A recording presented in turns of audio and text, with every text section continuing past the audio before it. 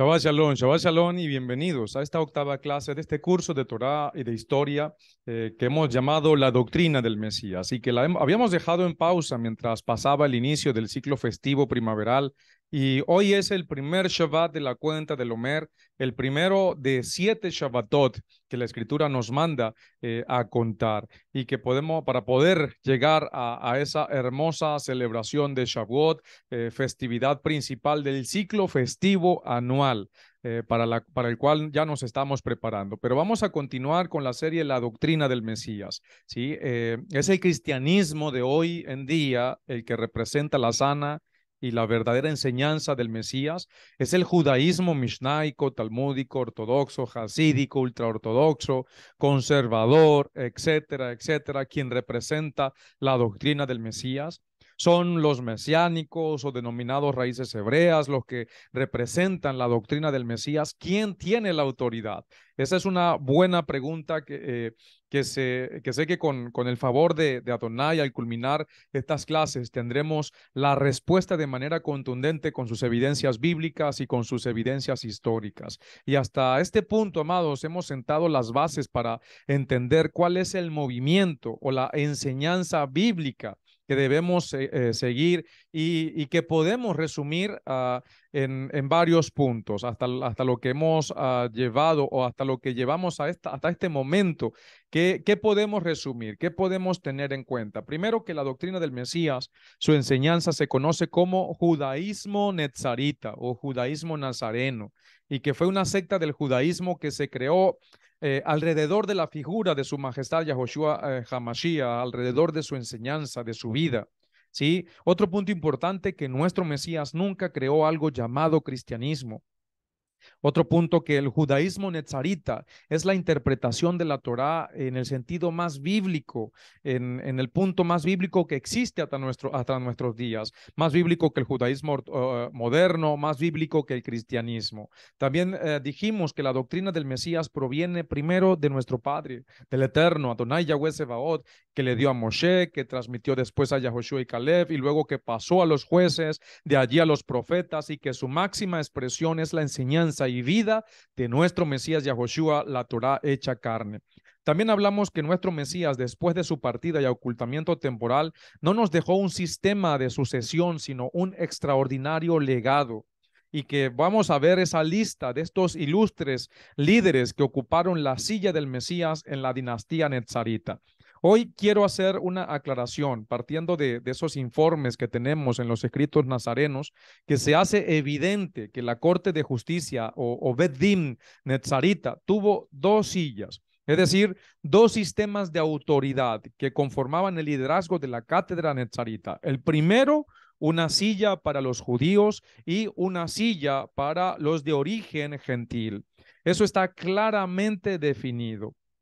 Y al frente de esa silla, de esa autoridad para los judíos, estuvieron su presidente, como ya lo hemos estudiado, Jacob ben Yosef, hermano del Mesías, Kefa ben Shimón o Pedro y Yohanan el menor. Son las figuras ilustres que representaban la autoridad para los judíos. Y al frente de la silla para los no judíos o provenientes o de origen gentil, estuvo el gran sabio Shaul Hatarsi o Shaul de Tarso, su compañero Baraba, o también conocido como Bernabé, y su compañero Yohanan Meir, también conocido como Marcos.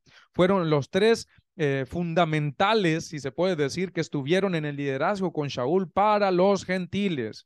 Hoy tenemos esas dos sillas, una dirigida para los judíos y la otra para los no judíos, o en este caso para los de origen gentil. Hoy lo podemos entender más correctamente. ¿Por qué? Porque, ¿cómo decirlo? Cuando nosotros hablamos con personas que son nativos del pueblo de Israel y que entienden Torah, por ejemplo, nuestros hermanos judíos, Y cuando llegan a la fe en que Yahoshua es el Mesías, es distinto el trato para con ellos. Y sin embargo, para los de origen no hebreo, no judío, vamos a decirlo así, por ejemplo, los amigos y hermanos que provienen del cristianismo, es distinto el trato. Hay que lidiar con otras circunstancias, con otras actitudes, con otros entendimientos. Por eso, siempre desde el principio, como sabemos que la salvación vino no solamente para Israel, sino también para el mundo, a través de la enseñanza de nuestro Mesías, siempre se estipularon dos autoridades, una para los hebreos y otra para los no hebreos. Incluso lo vemos en Gálatas capítulo 2, versos del 6 al 9. Dice de la siguiente manera: sin embargo, aquellos que tenían reputación de ser dirigentes, quienes hayan sido en otro tiempo, a mí pues no me importa mucho. Elohim no hace distinción de personas. A mí, a la verdad, los dirigentes no me añadieron nada nuevo. Aquí está hablando Pablo. En el verso 7 dice: más bien al contrario, cuando vieron que se me había confiado la buena noticia para los gentiles o para los provenientes de la gentilidad, igual que a Kefa para los judíos, porque el que actuó en Kefa para hacerlo enviado a los de la circuncisión, actuó también en mí para hacerme enviado a favor de los gentiles. Y cuando percibieron el favor que se me había dado, Jacob, Kefa y Johanán, quienes tenían reputación de ser columnas o de dirigentes, nos dieron a Barnabá y a mí la mano derecha en señal de compañerismo, para que nosotros fuéramos a los gentiles y ellos a los judíos. Dentro de ese mundo, amados, vamos a mostrar quizás esa evidencia histórica de esta continuidad de liderazgo que tuvo la Corte de Justicia Netzarita. Y el primero que recibió después de la ascensión de nuestro Santo Maestro a diestra del Padre, al quedar esa silla allí con la autoridad, como ya lo estuvimos hablando en enseñanzas pasadas, que nuestro Mesías en fuentes extra bíblicas, él dice: vayan a Jacob Hatzadik, a Jacob el justo, su hermano. Fue el primero que se sentó en la silla que dejó temporalmente vacía nuestro santo maestro. Fue su hermano de papá y de mamá, en tal caso, ¿sí? Porque obviamente Joseph, nuestro Mesías, fue conocido como Yahoshua ben Joseph, ¿sí? O Yahoshua de Nazaret, pero era hijo legalmente de José. Sin embargo, sabemos que él fue engendrado por obra y gracia del Espíritu de Santidad. Pero en este caso hablamos de Jacob Hatzadik, su hermano, su propio hermano, el príncipe Jacob ben Yosef. Él fue el presidente del movimiento nazareno aproximadamente a partir del año 30 hasta el año 62 de la era común, es decir, casi 32 años de liderazgo. En el año 32 de su liderazgo fue asesinado brutalmente, lo lanzaron de cabeza desde el pináculo del templo y lo remataron abajo, como ya lo hemos explicado. El segundo que, en ese legado o en esa sucesión de autoridad que quedó allí fue Shimón Hatzadik, Shimón el Justo, fue helenizado como Cleofas. Fue el segundo príncipe nazareno que estuvo a cargo del judaísmo nazareno, del cual tenemos información verificable. Shimón fue el hijo de Alfeo o Cleofas, por eso se llamaba Shimón o Cleofas también, porque era hijo de uno que se le llamaba Cleofas. Incluso el historiador Gesipo dice que era hermano el papá de Shimón, era hermano de José de Nazaret, ¿sí? En este caso, el padrastro de nuestro Mesías, o legalmente el papá de nuestro Mesías, y por tanto, tío, ¿sí? Tío del Mesías. Shimón en tal caso era Shimón, o también conocido como Cleofas, era primo de nuestro santo maestro. Y dice este historiador Egesipo, dice: tras el martirio de Santiago y la captura de Jerusalén, estoy leyendo literalmente, que sucedió inmediatamente después, hay una firme tradición que los apóstoles y los discípulos del Señor que seguían vivos se reunieron junto con quienes eran, según la carne, de la familia del Señor, pues muchos de ellos aún estaban vivos. Todos ellos deliberaron acerca de quién había de ser juzgado digno de la sucesión de Santiago, y por unanimidad todos pensaron que Simeón, hijo de Cleofas, mencionado en la narrativa evangélica, merecía el trono de la sede de Jerusalén. Él era, según se dice, un primo del Salvador, pues Hegesipo cuenta que Cleofas fue hermano de José. Y vamos a leer qué dice Yohanan, Juan capítulo 19, verso 25. Dice, junto al madero de Yahoshua estaban su madre, la hermana de su madre, Miriam, esposa de Clofa, padre de Shimón, o Cleofas, también conocido de esa manera, y Miriam la Magdalena o Miriam de Magdala. Ahí tenemos esa evidencia bíblica para ajustar un poco en la parte histórica también. Y siguiendo esa línea que existe en nuestro pueblo, que cuando muere un sadik, un justo, el Eterno levanta otro, que cuando se apaga una luz, el Eterno levanta otra, y esa nueva luz que ocupó la silla de Mashiach fue Shimon HaTzadik, y estuvo desde el año 62 hasta el año 107, cuando fue asesinado por Trajano, el nuevo emperador para ese tiempo. Recuerden, estamos desde el año aproximadamente del año 30, vamos a tratar de mantener esa línea de tiempo. Y aquí estamos viendo que Shimón estuvo gobernando en la silla, en la autoridad nazarena, desde el año 62, después de la muerte de Jacob, hasta el año 107, cuando fue asesinado por Trajano, el emperador de turno. ¿Y por qué asesinó a Shimón? Por ser descendiente de la casa de David. Esto es algo muy importante, porque Roma tenía pánico de los descendientes de la casa de David por temor a que alrededor de él se formara un movimiento con la mira de restaurar la monarquía davídica en Israel.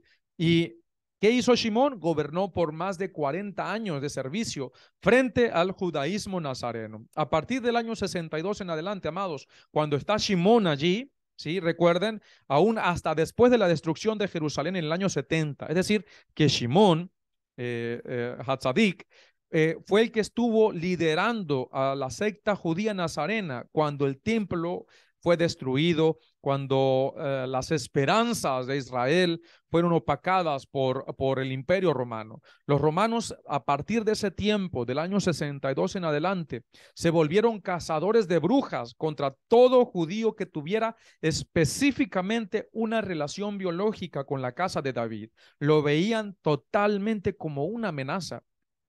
Y por eso, a partir de Shimon HaTzadik, que gobernó más de 40 años sobre la secta judía nazarena, que tenía miles y miles de seguidores, ya después las siguientes autoridades no tuvieron un gobierno de mucho tiempo. Vamos a ver el tercer príncipe que fue sucesor de Shimón. Se llamaba Tzedequías HaTzadik. Fue el tercer líder netzarita que ocupó la silla de nuestro santo maestro. Fue su excelencia el príncipe Tzedequías HaTzadik. Desde el 107 al 110, apenas 3 años. Y ustedes ya saben por qué. Por lo que dije hace un momento, lo lincharon. ¿Por qué?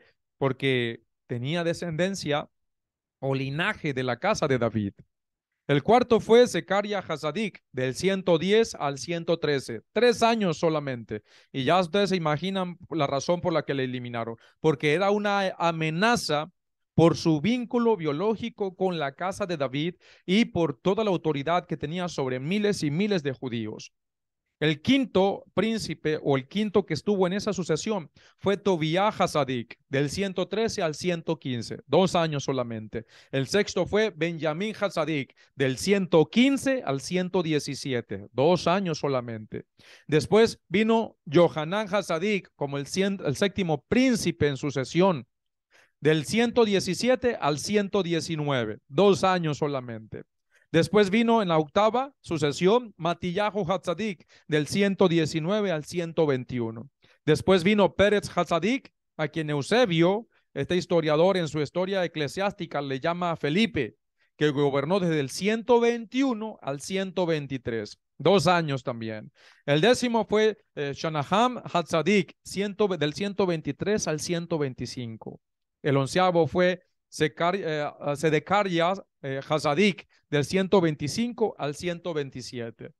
En la posición número 12, Zecaria, no Sedecaria, sino Zecaria Hazadik, del 129 al 131. En la posición 14 estuvo Yosef Hazadik, del 129 al 131. Y en la posición número 15, escuchen, ya vamos por el año 131 de nuestra era. Ya para ese tiempo habían sucedido muchas cosas importantes en la historia de nuestro pueblo de Israel, en la historia de lo que hoy en día se conoce también como cristianismo y en la historia obviamente del movimiento judío.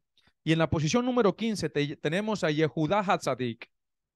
Yehudá Hatzadik tomó el oficio en los difíciles años de la segunda revuelta judía contra Roma en los años 131, 132, 133 hasta el 135. Sobre este príncipe nazareno que estuvo a cargo de la silla del Mesías, Yehudá Hatzadik, hay que decir cosas sumamente importantes. Primero, no hay que confundirlo con Yehudá Hanasí. Yehudá Hanasí, ¿quién fue Yehudá Hanasí? El rabino Yehudá Hanasí fue Judá, el primer príncipe, ¿sí? Fue el editor de la Mishnah, que después vamos a estar hablando de todo ello. Y se refieren a él como el príncipe y maestro por excelencia en el judaísmo, o Rabbeinu Hakadosh, que es nuestro santo rabino. Y no hay que confundir Yehudá Hatzadik con Yehudá Hanasí. Yehudá Hatzadik, Hatzadik, el justo, no Yehudá Hanasí, el príncipe, ¿sí? Yehudá Hatzadik, el líder nazareno, vivió los difíciles momentos de la segunda revuelta judía contra Roma y fue obligado por el emperador Adriano a irse al exilio. Hubo 3 revueltas, y esto es muy importante, estamos hablando de historia. Hubo 3 revueltas judías contra Roma, o las que se conocen como las guerras judeo-romanas, ¿sí?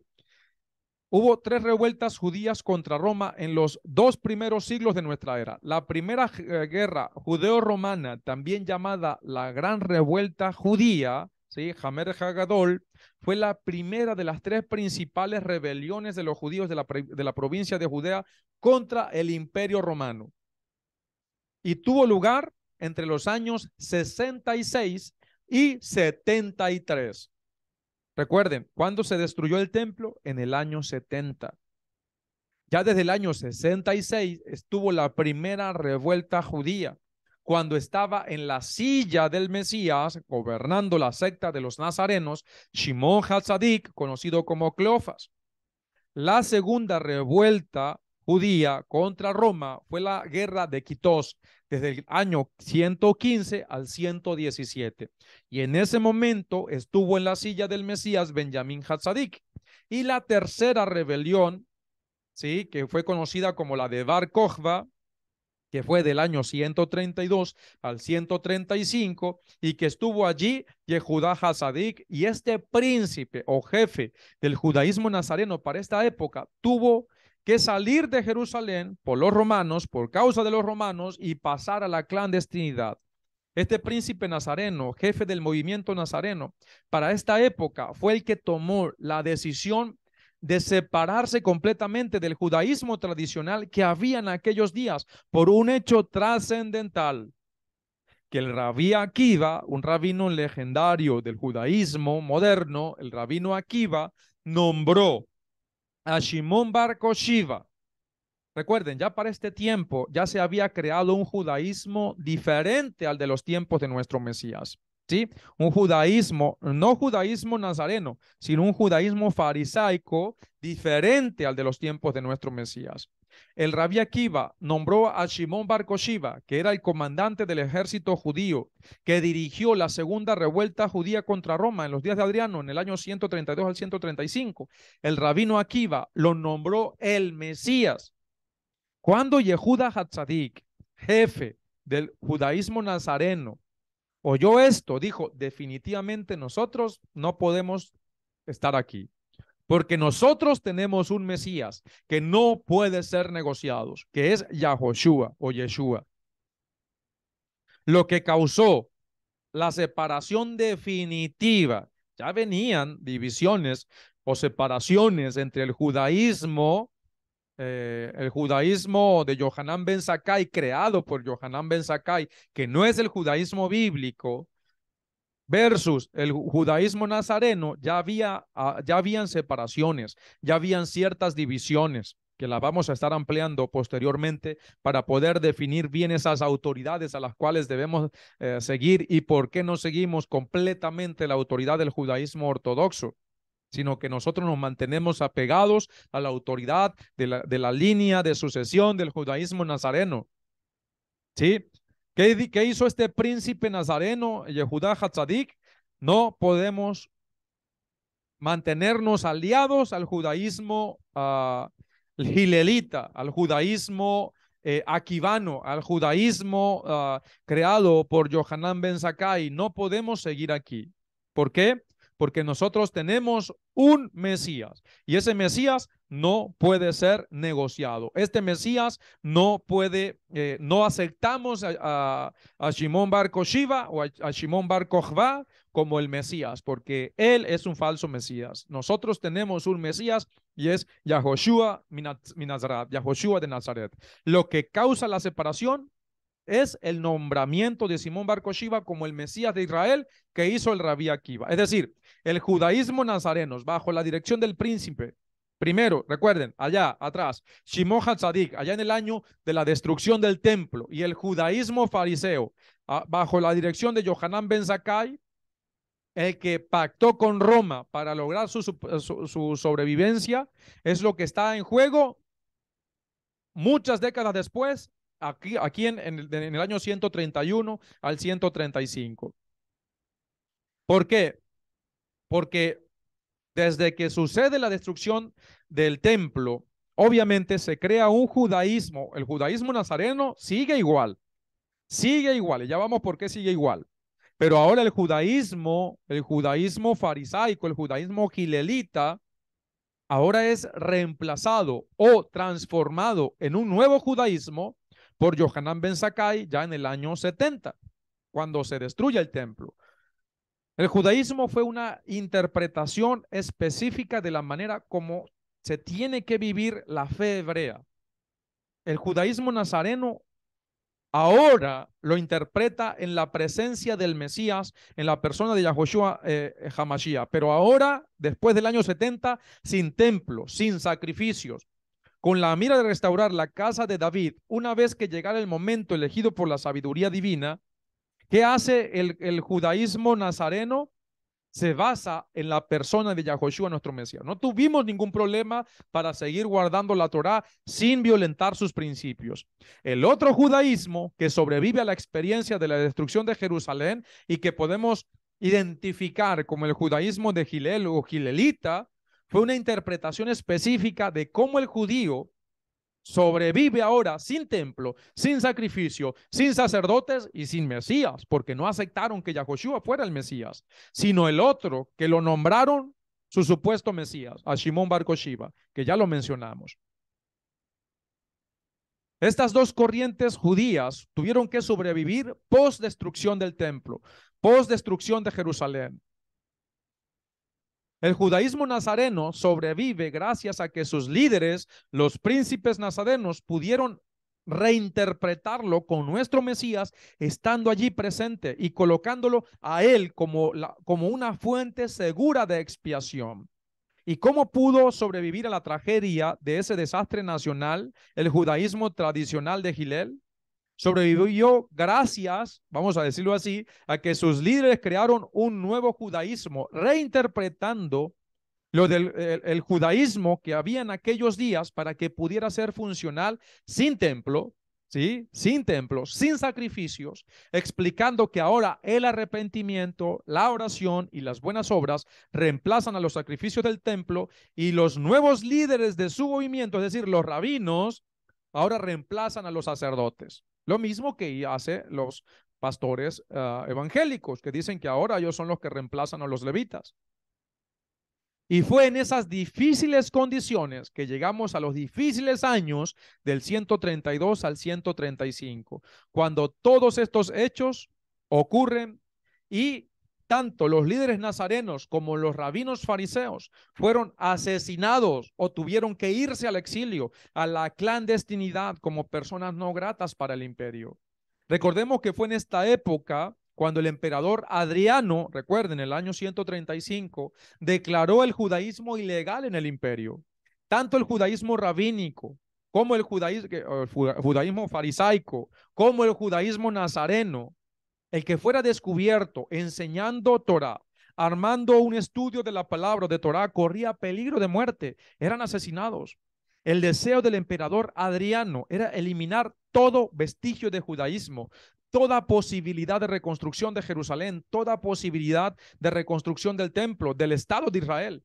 Fue en ese contexto que Adriano declara a Israel como con un nuevo nombre para borrarla de la faz de la historia y lo llama Palestina.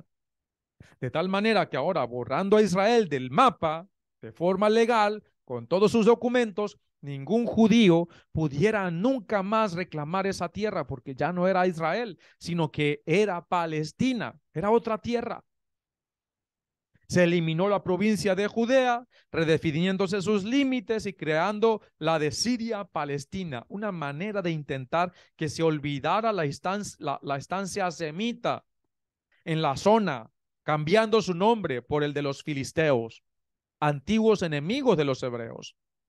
Recuerden, Palestina viene de la palabra filistín, de los hebreos, perdón, de los filisteos, enemigo del pueblo hebreo, enemigo del pueblo del Eterno.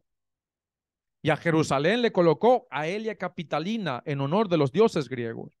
Por eso, cuando alguien llama Palestina a Israel, está perpetuando la maldición que este emperador pagano impuso sobre Israel, tratando de eliminarla de la historia. Por eso ese cántico que ustedes han escuchado y que cantan nuestros amigos cristianos, tierra bendita y divina es la de Palestina, donde Jesús nació. Ustedes ya saben lo que está detrás de eso. Y dice la escritura, bendeciré a los que te bendigan y maldeciré a los que te maldigan. No es Palestina, es Israel. Y tenemos que hablar el lenguaje correcto para enviar el mensaje correcto. Si no entendemos nuestras raíces históricas, no comprendemos nuestro legado y no estamos alineados con nuestra fe extraordinaria y maravillosa que tenemos. Amados, la enseñanza para los extranjeros bajo la dirección, vamos a volvernos un poco atrás en los tiempos de Shaul. Esa enseñanza para los de origen gentil, bajo la dirección del rabino Shaul, de Barnabá o Bernabé, de Marcos, había crecido impresionantemente. Podemos decir que basado en la profecía, porque por cada judío nazareno habían 10 justos de las naciones, 10 creyentes de origen gentil que se estaban añadiendo al movimiento del judaísmo nazareno. Vamos a citar esa profecía de Zacarías 8:23 que dice, así dijo Adonai Yahweh Sebaot, en esos días 10 hombres de las naciones de todo idioma se aferrarán de cada judío por el borde de su manto y dirán, queremos ir con ustedes porque hemos oído que Elohim está con ustedes. Pablo en varias ocasiones, y es evidente en sus dichos y en sus escritos, previó el peligro de que entre ellos se levantaran líderes perversos, lobos que no perdonaran al rebaño y que comenzaran a alejarse de los principios y de las normas que había establecido la silla del judaísmo proveniente del Mesías en todo el mundo del imperio de aquella época para los que provenían de la gentilidad. Vamos a ver qué nos dice Hechos capítulo 20 del 28 al 30. Dice, cuídense ustedes y a todo el rebaño sobre el cual el Espíritu de Santidad los ha puesto como supervisores para pastorear la comunidad del Mesías, la cual adquirió mediante su propia sangre.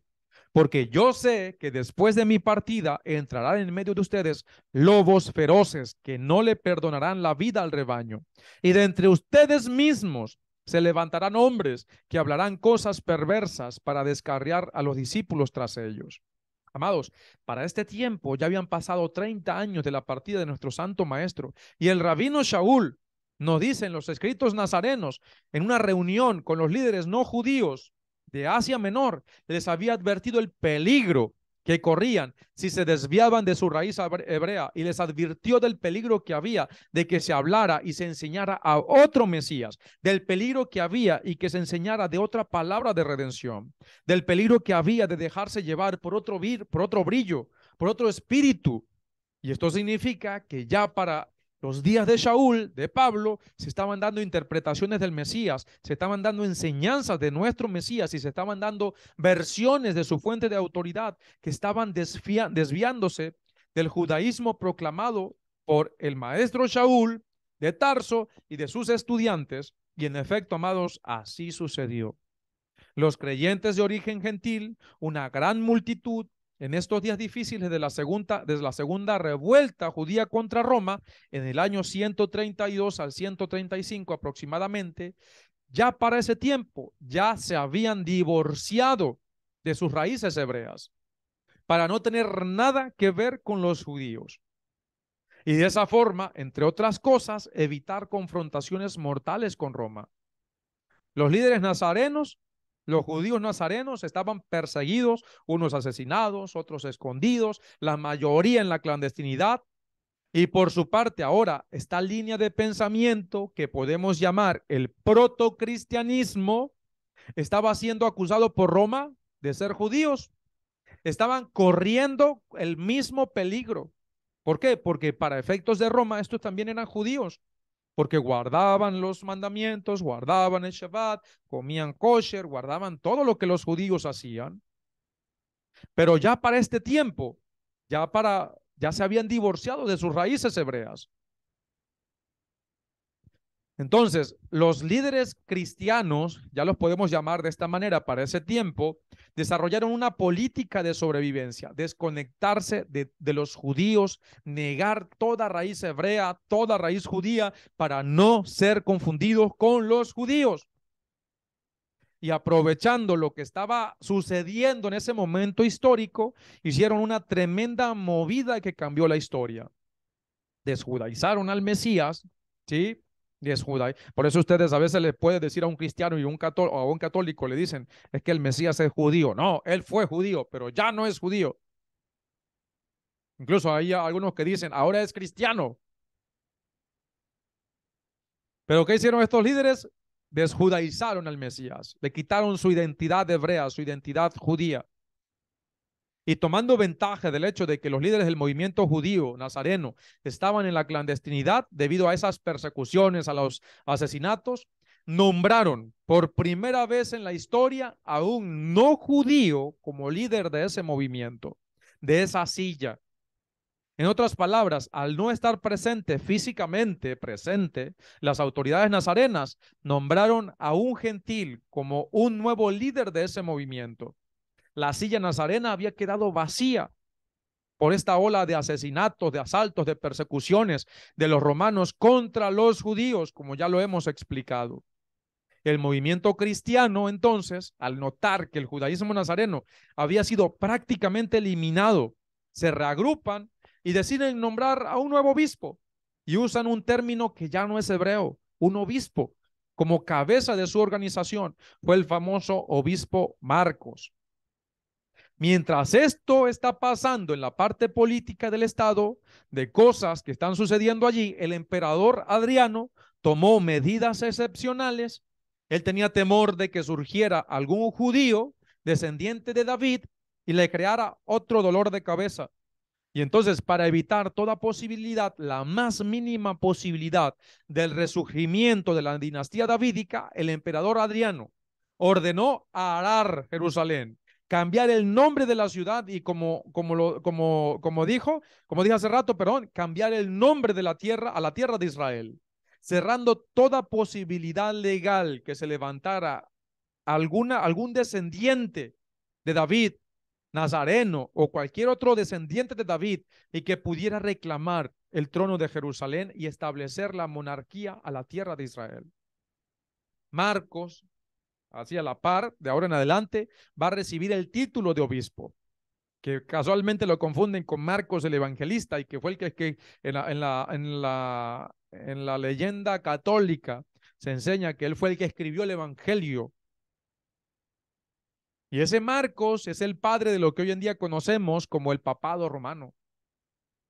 Y aprovechándose de que los judíos tuvieron que irse a la clandestinidad y especialmente los de la casa de David que se habían mantenido unidos, el judaísmo nazareno, primero el judaísmo nazareno es, casi se puede decir que totalmente ocultado, escondido. Y este nuevo liderazgo cristiano se toma la autoridad de nombrar a un no judío, no hebreo, al frente del movimiento. Y eso devino en lo que hoy en día conocemos como cristianismo. Se diluyó totalmente la fe hebrea, se alejaron, se divorciaron de la doctrina del Mesías, se divorciaron de la verdad. Y esto es la verdad histórica. Por un lado, la historia del ilustre y, nuevo y noble judaísmo nazareno, y por el otro lado, la historia de la usurpación. Cuando los líderes cristianos aprovechan el vacío de la autoridad judía, dan la espalda a su matriz hebrea, le dan la espalda al judaísmo nazareno que los había cuidado, que los había protegido, que los había educado en el conocimiento de la Torá, de la ley de nuestro Padre, del Elohim de Israel, del Dios de Israel, del Mesías de Israel. Y ahora, atraídos por los nuevos aires del imperio, comienzan a alejar más y más sus tiendas de Jerusalén y acercarse más y más a Roma. Esta es la historia que algún día tendrá que ser reescrita para las nuevas generaciones, donde las cosas deben salir a la luz de una manera tangible, si se puede decir. Más tarde en la historia, el emperador Constantino, para reafirmar su trono, reúne a todos los obispos cristianos del imperio para tener un concilio donde saliera una sola religión, una sola fe para el imperio. Ningún líder judío nazareno sospechosamente fue invitado a esa reunión.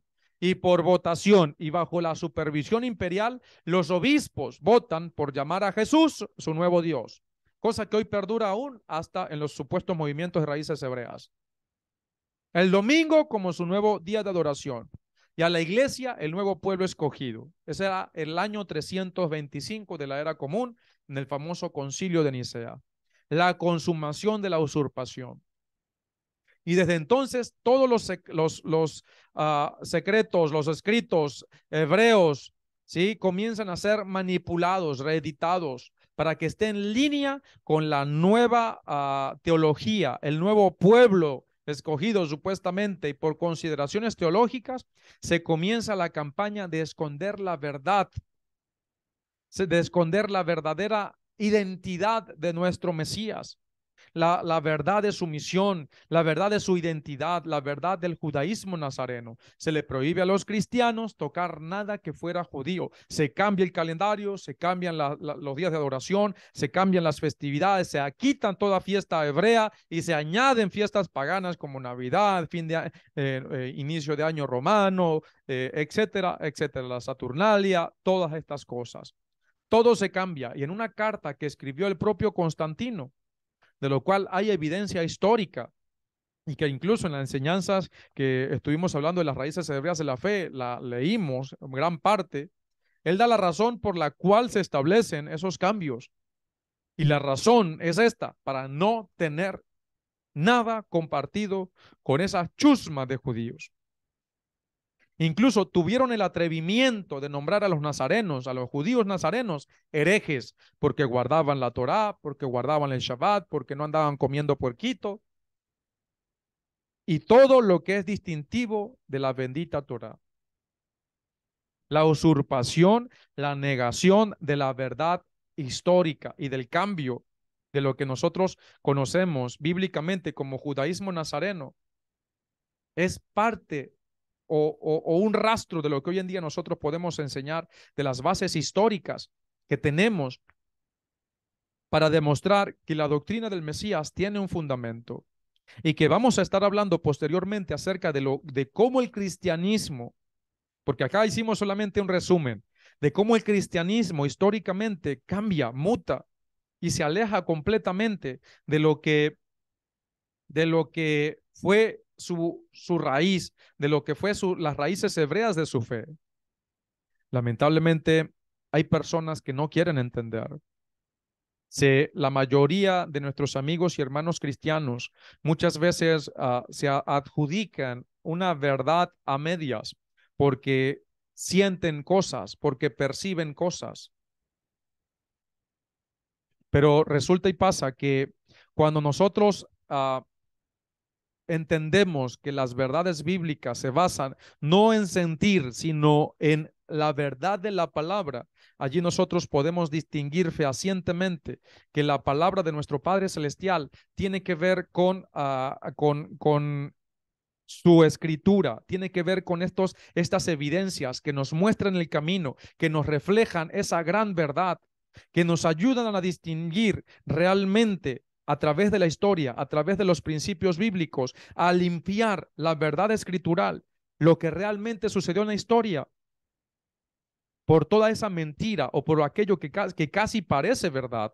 Por eso, amados hermanos, yo les invito a que nosotros escudriñemos y todas estas evidencias históricas que hemos mencionado tienen su base histórica. Esto es un resumen que hemos tomado también de otros maestros que han hecho ese trabajo y que igual nosotros o de mi parte, hemos hecho ese proceso de investigación para corroborar de una u otra manera, tener esa base de dónde sale, de dónde surge nuestro movimiento, de dónde surge nuestra fe y que de dónde nosotros podemos tener esa simiente, o ese cimiento, ese fundamento, esa base para poder seguir guardando los mandamientos, teniendo una fe como la que tenemos. Una fe extraordinaria que hemos heredado del movimiento judío nazareno, al cual nosotros también pertenecemos a través de la historia, a través de la fe y a través de los principios bíblicos que emanan de la Torá y que se consumen en la identidad mesiánica de Yahoshua de Nazaret.